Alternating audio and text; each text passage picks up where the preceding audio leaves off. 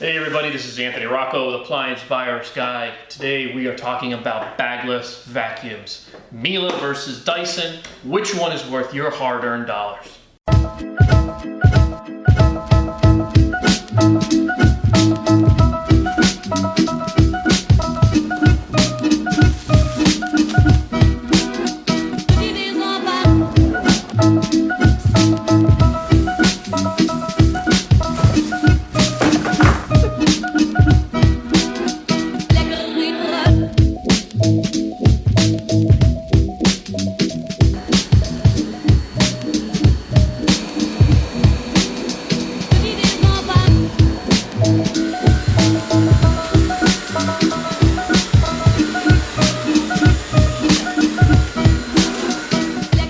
So today, I'm going to do a brief overview in the video because there's just so many little nuances to both of each of these machines, and it would be an hour-long video if I went into every single thing. So that's why we have the full written review on our blog, which I'm going to link to here. I highly suggest you go and you read about it because it's a really good piece. We spent 2 months with both of these machines. I have a little bit of a bias alert here. We are Miele dealers. I do not sell Dyson. We do not have access to Dyson, but we felt it was the right time to do a review and a comparison between the two because I've always owned Miele canister vacuums with bags in them. Great machines, great for people with allergies like me. And I never had, Miele never sold anything that was kind of on the same level bagless as Dyson. So now Miele has released a whole bagless suite of canister vacuums called the Blizzard series, CX1. They come in 5 different models and they range from $4.99 all the way up to a little over $1,000.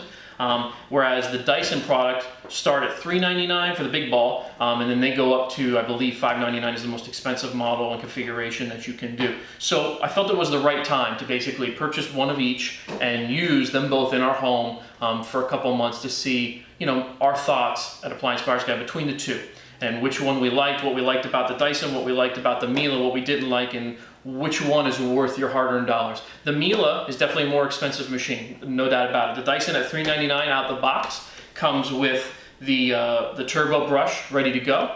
And that's it. It comes with the Dyson big ball and turbo brush and a couple little side accessories. But there's no parquet floor attachment with the Dyson, at least the one that we bought at $3.99, which we were missing and we really needed for our house because our house has both carpet and solid stone floors. So to get that, you have to pay Dyson another $50 and order it separately to have. So that I wasn't thrilled about. At $3.99, I thought they should really include a parquet floor attachment. It's an easy piece. So opening the machines, they both come packed really well. The Dyson first impressions when you put your hands on it and feel it is that it feels cheaper than it looks in the magazines and in the ads. And that's just me being frank, and not because I don't sell Dyson, it's just because that's what it feels like. Even the wheels feel completely hollow and this whole casing's all injection molded. You could see the flow of the plastic. A good way to just kind of show right away the difference between build quality is just in the arms. This is the Dyson arm. It feels like very light, cheap injection molded plastic. Even the head is a cheap injection molded plastic. It's just not as high a quality as I thought it would be at the $3.99 level. This I would have expected on like a Shark at $1.99 at Target.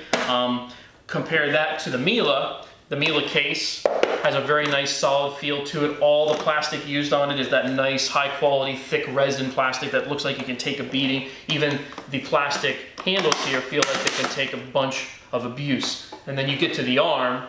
The arm is solid stainless steel, retractable. You got your base here for your floor attachment is solid resin material. Feels like it can take years and years of abuse. Same thing with your articulating arm made out of stainless steel instead of plastic because they know this is the piece that's going to get banged into things. This is the piece that's got to last the lifetime of the appliance. So there's a big difference right out the gate in build quality that you notice. A couple other things you notice as soon as you start using them. The Dyson is just a lot more clunky to use, especially going from different types of flooring. So we have solid stone floors in our house, and then we have carpeted areas, with rugs. We have some nice high pile rugs.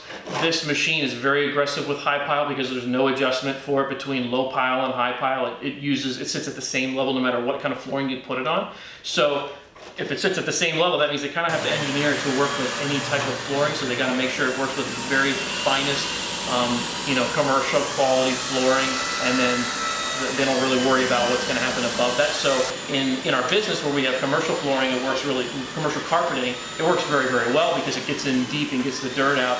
But at my house, it was just abusing my rugs because my rugs are high pile, and it was just really, rubbing into them really hard and ripping out strands. And you could tell when you go to empty this thing out, I had a ton of carpeting that it had basically dragged out and sucked up. And so it's going to wear your rugs down, in my opinion, a lot faster than the Miele will, which has a totally adjustable setting for your brushes. Another thing is just it's clunky, especially on hardwood floors. So this thing needs a parquet floor. It should come with one out the gate, because when you run this against your flooring, this is what you hear. And it sounds like it's scratching your floor. It's not a nice sound. Nobody wants to hear that. Is it sucking up the dirt? Sure, but a couple minutes of this and you're going to be like, no more. So you're going to immediately buy that $50 parquet floor attachment if you own the Dyson, because it's going to be well worth it. It doesn't have anywhere to actually store additional attachments. So how they work it is Dyson makes a little clip-on thing here for the long suction for getting things up high, and with a little brush that hooks onto the end here.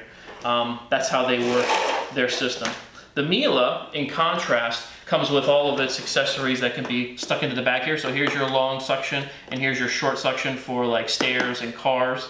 Both of them have retractable power cords, which is nice. The Miele's is just fit and finish wise though feels a lot different. You have four different speeds on the Miele, which is nice. So if you have an area where you have like some really delicate carpet, you want to turn it down to the lowest speed, you put on your Electro brush at the highest setting so it's sitting up real high. You can do that on the Miele. Dyson, you can't. This thing is going to suck at full power 100% of the time, which is why I don't recommend this machine, especially if you have nice high pile carpets in your house. Can't use it on shag. It's going to rip shag right out. That's kind of the big difference between how it's, the Dyson's really kind of like an all-arounder, great for commercial applications, because in commercial applications nobody really cares. They just want everything clean as possible. But in your house, sometimes you want a little more finesse in the products, and you've got different types of floors throughout your house. So it's very important that the machine can work with each floor at the optimum setting instead of just kind of blasting through and only being good for one setting. So that's the difference between how they function. You'll see in our videos of us using the machine, the Miele just flows around corners very, very easily.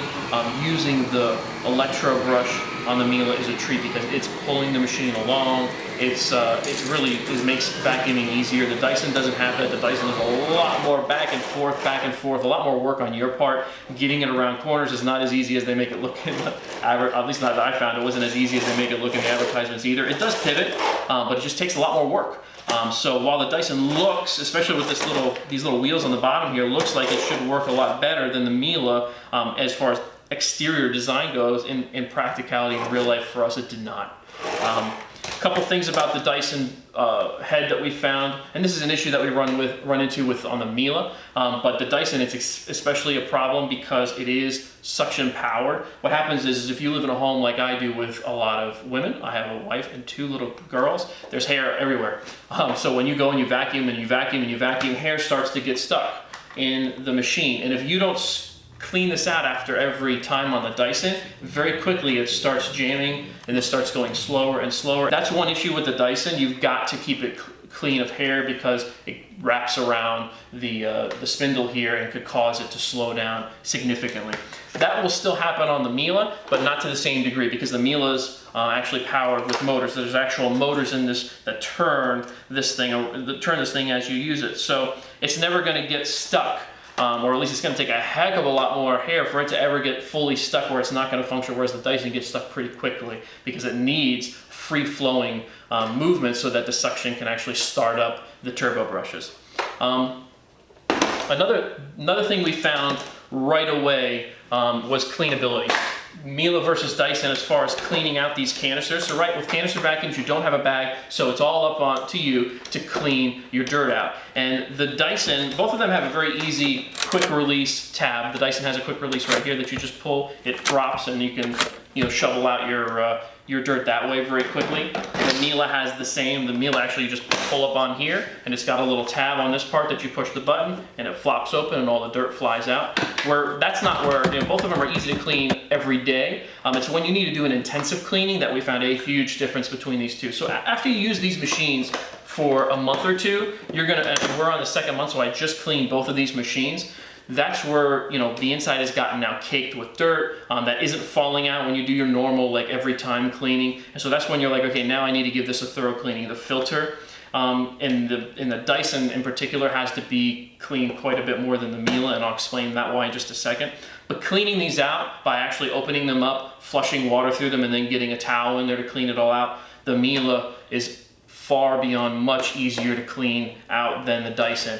Just due down to the design. The Miele has a much simpler interior design. You can get to pretty much every area with your hand without problem. The Dyson has a more complicated interior design and a big center part that you cannot get anything into. You can't get your fingers in there.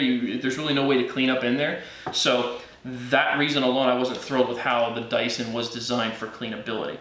As far as value for money, Miele versus the Dyson, I have to say that while the Miele is a lot more expensive a machine, at $7.99, this is, to me, more than twice the machine of the Dyson. And just as far as longevity and how long I think this machine is going to last, I have no qualms guessing that this machine is going to last me easily 5, 6, 7 years, whereas this Dyson I just don't see being functioning for me very well past year 2 or 3. So that's a difference between the two, but just in the build quality alone, you get the sense after using these for 2 months that the Miele is the unit that it wins out on the Miele versus Dyson here. We're very pleased with it, and you can read the entire review on our blog. We hope that you enjoyed this video review. Please like us, leave us a comment on what you think is the best vacuum cleaner, Miele versus Dyson, and what you use at home. Hey, thanks for watching our YouTube video. If you like some of the products you've seen today, we hope you would consider making a purchase through the links in our description, the proceeds of which actually go to help support this channel. If you'd like to see more appliance reviews and ratings, you can visit us at our website at appliancebuyersguide.com. If you'd like to enter to win a $25 Amazon gift card, all you have to do is subscribe to our channel and leave a comment below.